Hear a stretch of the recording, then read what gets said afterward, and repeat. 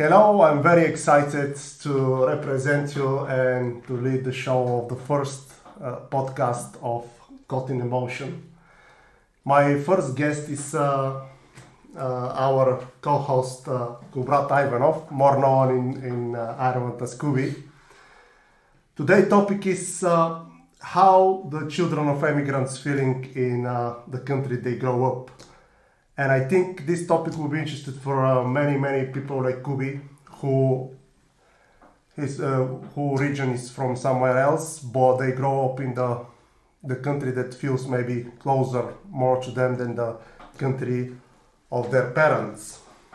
So hello Kubi, Hello. It's very welcome in our first podcast. I'm really exciting, and I'm going to ask you a few questions. I hope they won't be too difficult. How do you feel? How are you today? I feel great. It's a great pleasure to be here and to be able to kick off the podcast, and me being the first guest. It's a great honor, and I'm very excited what you will be asking me today. It's a pleasure for me. So the first question is, Kubi, and this I think very deep and interesting and wide topic. How do you feel? As knowing that your parents are Bulgarian and you grew up in Ireland, are you feeling Irish or Bulgarian? I feel Irish. I've grown up in Ireland my whole life. I've studied in Irish schools and I've communicated. All my friends, most of them are Irish, and I just naturally just been inducted and I've grown up in this culture and I feel Irish. You asked me where I'm from and we've just met on the street. I'm going to tell you I'm Irish because that's just how I feel. Maybe when I go back to Bulgaria, even when I meet up with some of my friends that are my age or a little bit older, it's this miscommunication. It's just the differences in culture that I feel. They have just different understanding, different type of thinking, and I can feel the difference, and I don't feel at home when I'm in Bulgaria. It's a great place to visit, obviously. My grandparents, I have an auntie there, I have a grandmother in the capital also. But where I feel most comfortable and where my heart is, it's definitely Ireland. Okay. So do you think that the approach of the children your age or teenagers in your age in Bulgaria, approach to different problems, approach to life in general, the way of thinking is different than yours? Oh, 100%. Even when I'd be communicating to my grandparents and they'd be stressing about a situation or they'd be viewing it in their own perspective, I've noticed that in Ireland, naturally they're a little more laid back. They kind of see it as, well, if it's not a do or die situation, why is there that emphasis on stressing out, which I think is great. While over in Bulgaria, as I've just seen and I've noticed you and even Krasia, my mother, have this sort of feeling, this just natural urge to overstress in situations where you wouldn't usually stress. If an Irish person was in it, they'd just say, it is what it is, and we'll continue on and going. And even when I see it in this situation in those eyes, and I look at you, I'd even sometimes go over to you and say, hey, why worry? It's not that serious.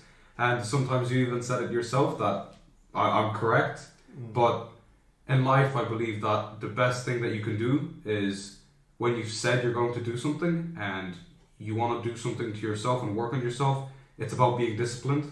So that's a different thing. That's a totally different thing. But there's this misconception that sometimes it's just some people are more laid back and they just go, that'll happen, this will happen, and they just go with the flow. Now, that's not what I'm saying. I'm saying that just the understanding of a situation is different, and that in Ireland it's just much less stressful. So do you think that the Bulgarian people overthink about tomorrow? Then the Irish people enjoy the moment, how it's Horatius say, carpe diem. They enjoy the moment and don't spoil it with worries about tomorrow. Absolutely, and that's why I'm even jealous sometimes of some of my Irish friends when exam week is coming up, and they're like, yeah. Well, I've studied, but today I'm gonna take a day off. I might go to the cinema. I might go out with friends, and you know, I feel Irish, but the blood flowing in me is Bulgarian, and that factor always kicks in where maybe the genes stops a bit sometimes. Exactly, and I'm like, I can't do that when I'm locked in on something and it's going to affect me. I sometimes even myself, I find it difficult to just say, it's all right, it'll be grand. But no, that absolutely, yeah.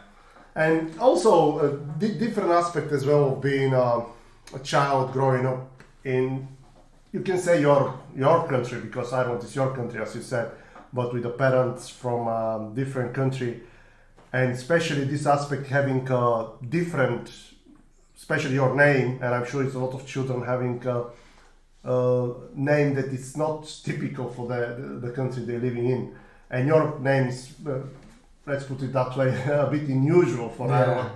So, Tirko Brat, but they call you Kubi.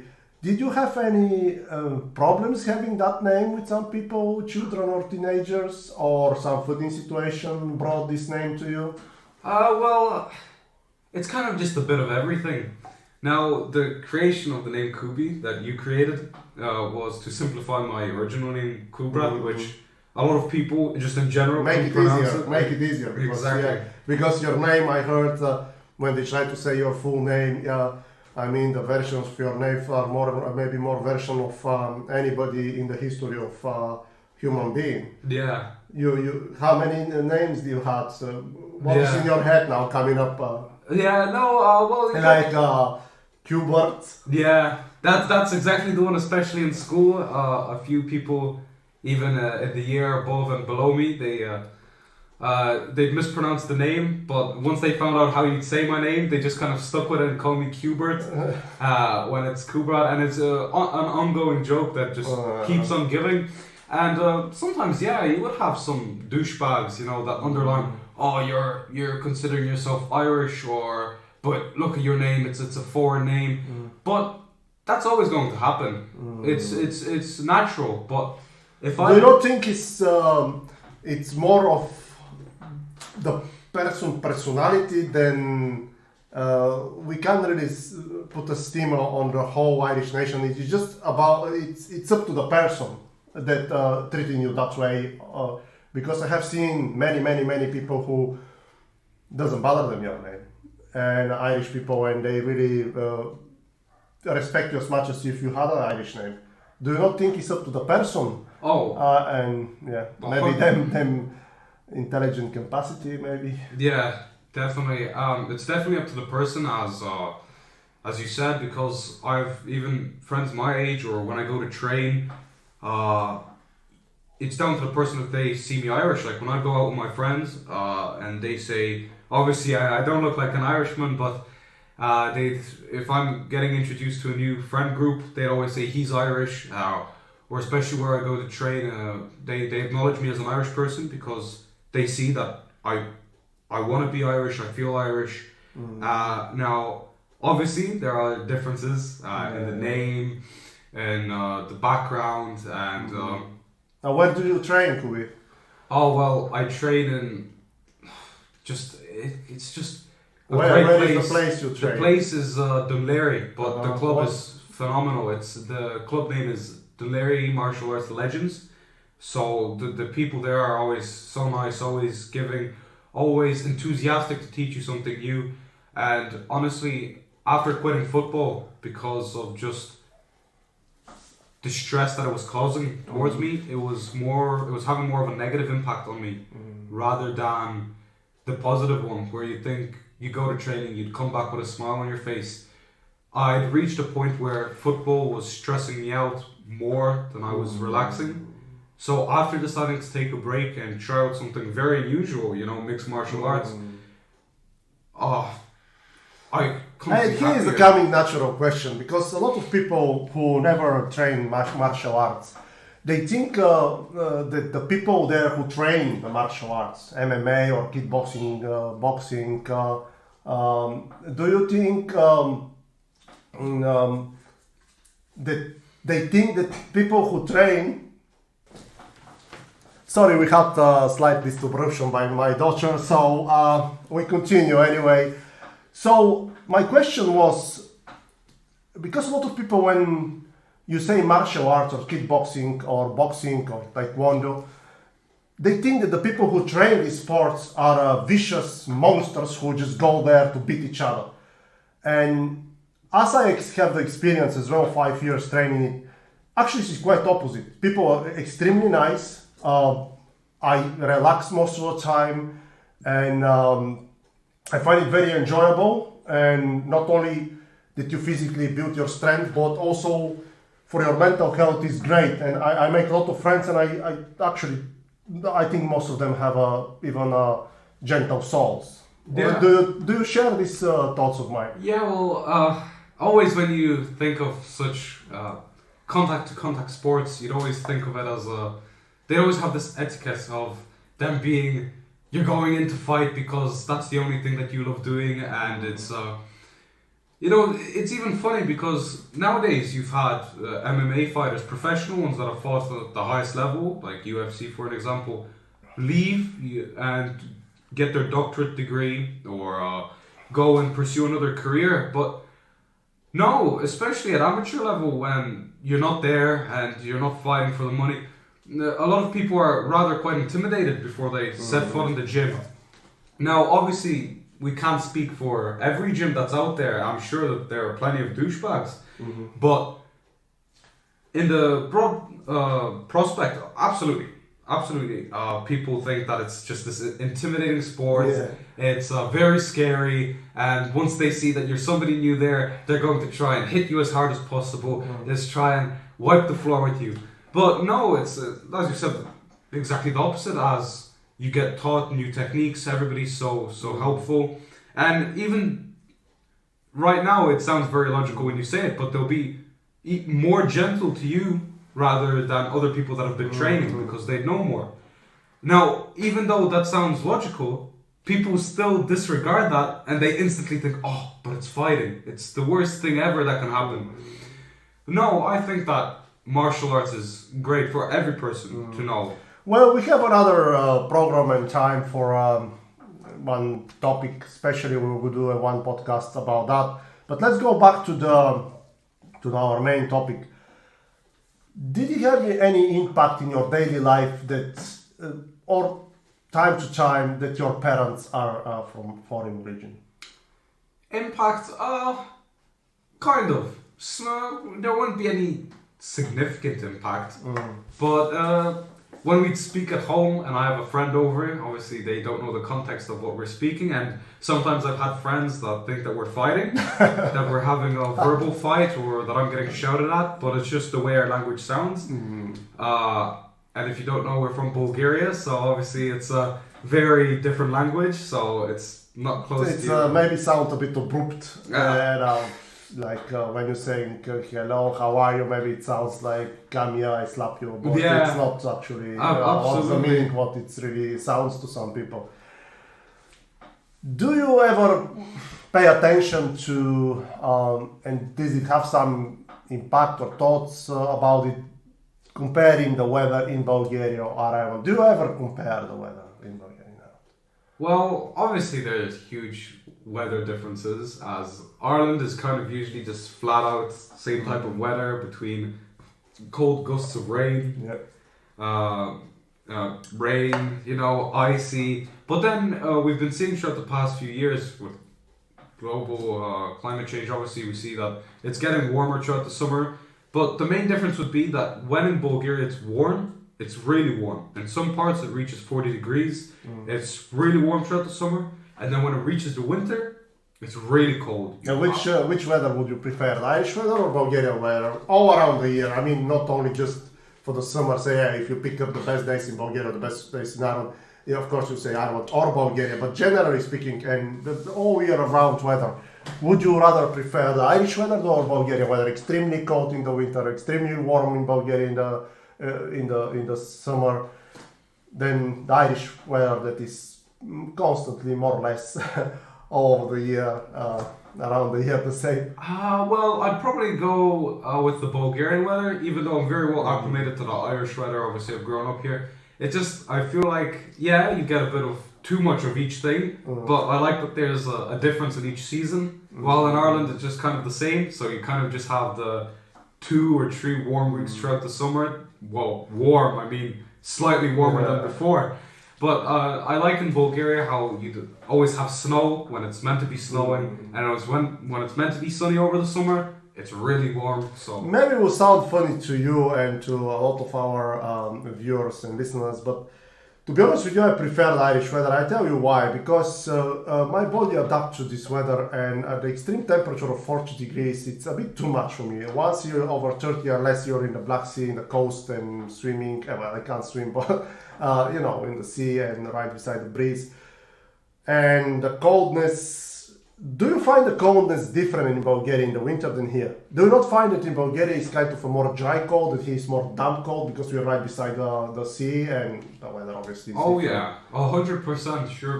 Even when you're on your phone and you look at the temperature, the climate, it might say 10 degrees, and then below it there's the feature where it says feels like -2. That's because of the other factors, because of how damp the air is, the wind, all of that. While in Bulgaria, it's kind of, there wouldn't be such a big difference. I would just say maybe 10 degrees and it feels like 8. While in Ireland, there's this huge difference between the actual warmth and before the other factors kick in. While in Bulgaria, it's kind of just the set climate. You won't have... Yeah, because here you can be 5 degrees but feel like it's -5. Exactly.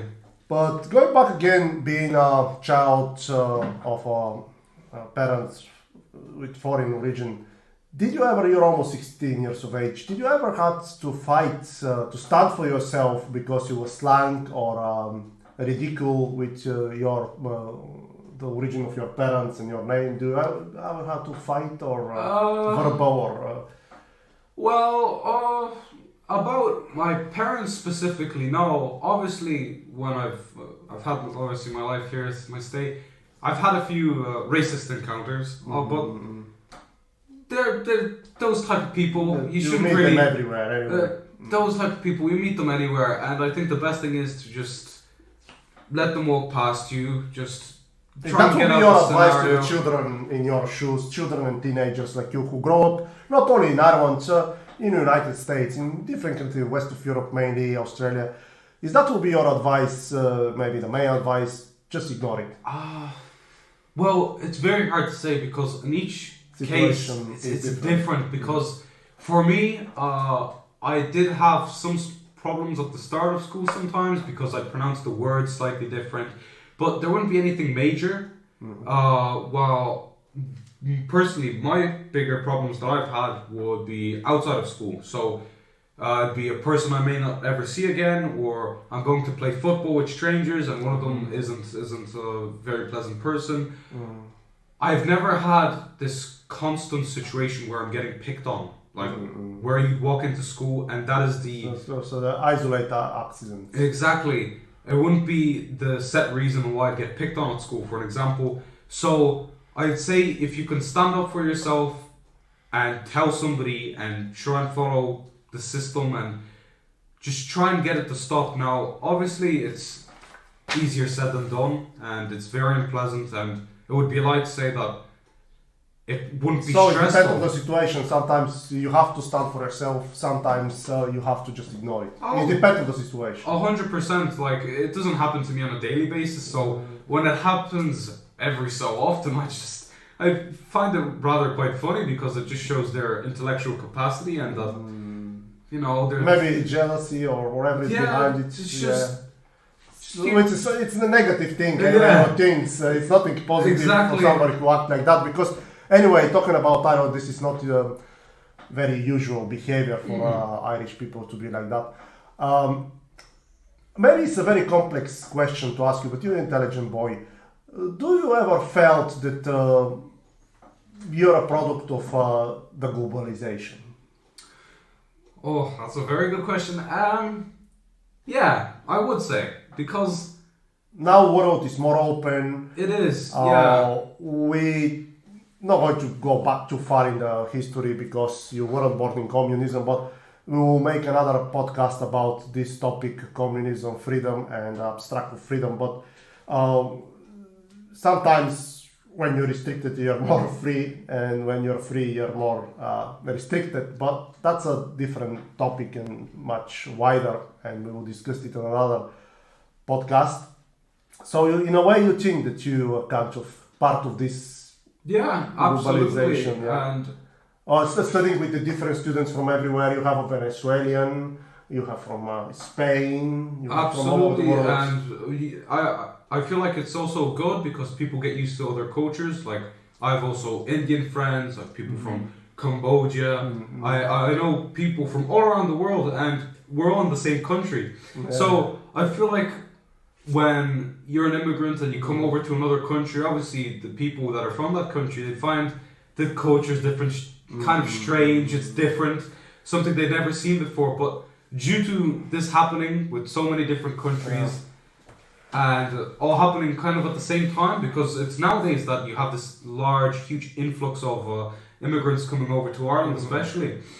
So I feel like also people are getting used to the other cultures, the languages, Yeah. and even if you look at my class, sure, over half of them are immigrants as well. So But I wouldn't say you're immigrants in your case because you were living here. You were here since you were 3 months old. Because the things that happen and you weren't born here. But anyway, I wouldn't say you're an immigrant. I would say you're how you feel Irish because you grow up here and all the rest. But do you think that? Let's see the other prospect of this. Do you think that, okay, maybe foreign children or children with parents from with foreign origin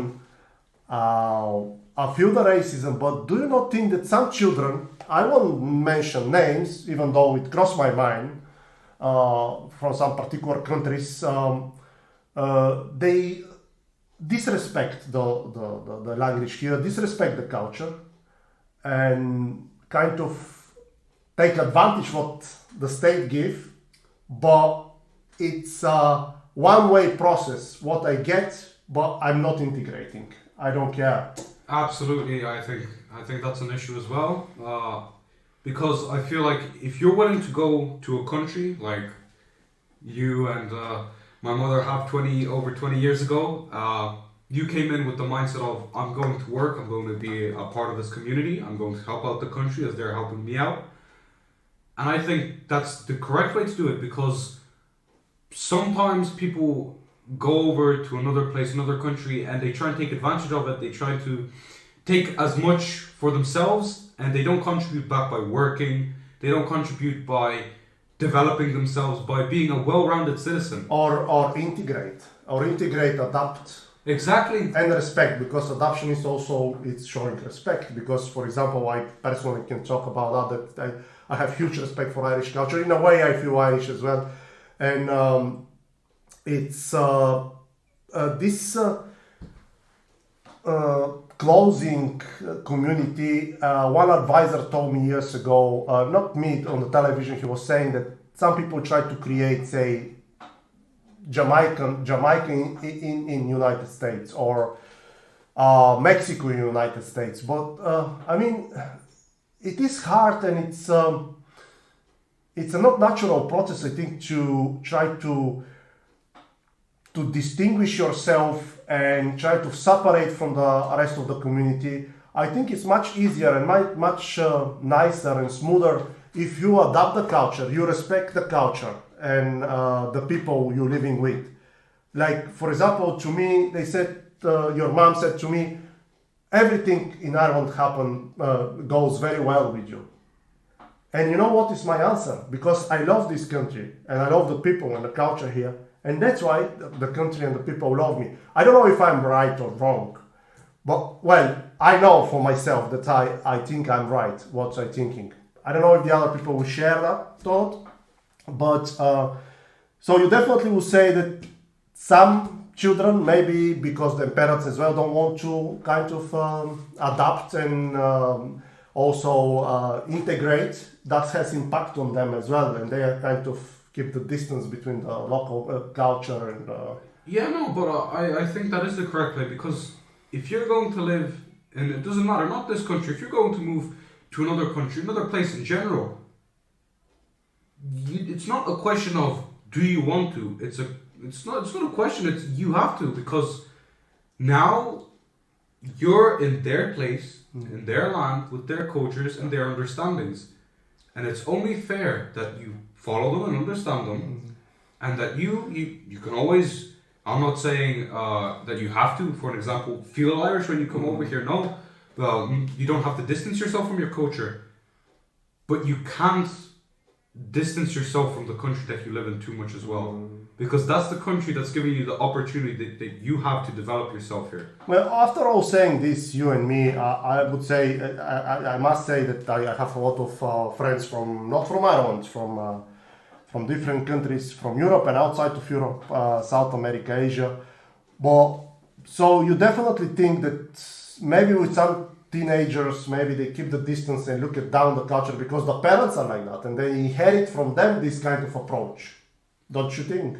Yeah, I think that's very possible. I definitely think it is. But I've never really had a situation that's personally happened to me where the child distanced itself, or a friend of mine that's around my age distanced itself because of its parents. Because some of my friends have only come to Ireland in the past few years, and some of them are half Irish, half from whichever country. So, no, me personally, I think that's because of my experiences. I haven't met anybody that's so that's mainly the sole reason on why that happens. For me, it's down to the person, I think. Okay, and you got more or less answered this question, but still I want you to get the full answer of it. Do you think when it's, doesn't matter which problem occurred, would you think that more you're thinking and approaching the problem as Irish or as a Bulgarian? I'd say most of the time I'd be a little more leaning to the Irish side, because I just see it as, even at home when you and mother, you're always having those conversations and they're a little intense. But I look at it from my own perspective. I'd be sitting on the couch and I'd look at it and I go, well, it's not really that big of a deal. Yeah, it's something that has to be done, but you're giving it too much attention, too much energy. Obviously, I don't think you should be too laid back, but that's not, as I said before. You have to find a balance. Exactly. Maybe the Irish way is more to find a balance. Absolutely. So we all, who feels Bulgarian, or like me, I feel a bit, a lot Irish, but still I learning to make this balance, because sometimes I'm too tense, too worried about things, and I'm jealous in a good way about Irish people. They're more laid back, and that we have to, to find the healthy balance. Not too laid back, but not too worried and take everything with tension and. And here's a bit mad question, and even the word mad is in the question. Who do you think they are more mad, the Irish or the Bulgarians? Or they're a different type of madness? They're definitely a different type of madness. You're mad. Oh, well, thank you. I think it's a totally different type of madness. I've met a lot of people in Bulgaria that are just mental, and I include you in that list as well. And I've also met a lot of Irish people that have their own way of being in their madness. Exactly. And the thing is, when I communicate to Irish people and I go mad or I'm frustrated about something, they say, "Oh, Kubi, you look angry, or you look different." They go, "You're displaying the same emotion that we would in this situation, but it's different." So I feel like even naturally when I do it, I still do it in a different manner. So it's definitely two different types of madness. From one end of the Europe to the other. Of course, every madness, like everything else in life, has a positive and negative side. Some madness is funny, some madness is dangerous and not acceptable and not advisable. But okay. Do you see I don't like to ask people, are you going to do it? That never going to do it. That's never say never because it happens in the end. But do you ever consider yourself, seeing yourself living in Bulgaria, even if you have opportunity? No. No, I've even said it before. I have friends, Irish friends or friends in general that just want to emigrate instantly. They graduate, do their leaving cert, and they want to be out of this country. Mm-hmm. It doesn't matter where they're from, Irish, or wherever. Some just want to leave, but... You're like me, you don't want to leave. No, You want to stay in Ireland. My consciousness is most calm when I'm in Ireland. I love being in Bulgaria, but I don't feel at home when I'm in Bulgaria. I feel the best when I'm in Ireland, and I've But said peace and tranquility, it's much more valuable. It's than anything else, isn't it? Absolutely, and I feel like that's what makes a home. Because without that tranquil feeling and without being stressed and it's just different. It's when I spend 2-3 weeks in Bulgaria, going visiting family, it's always a pleasure. But when I lay on the couch or when I'm about to go to sleep, it doesn't feel the same when I'm in Ireland. Well, thank you very much for your honest questions, and it was really pleasure to talk to my son and co-host.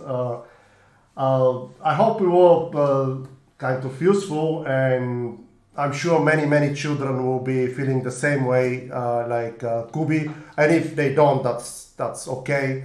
But just I want to say in the end of this podcast that you're valuable, you're important, and whatever you feel, that's okay. And I hope that Kubi, with his own experience, kind of help you to cope easier with the situation, and that you're not alone. There is many like you. Thank you very much again, watching Caught in Emotion with me, Javor Ivanov, and Kubrat Ivanov, or Asnovan Kubi.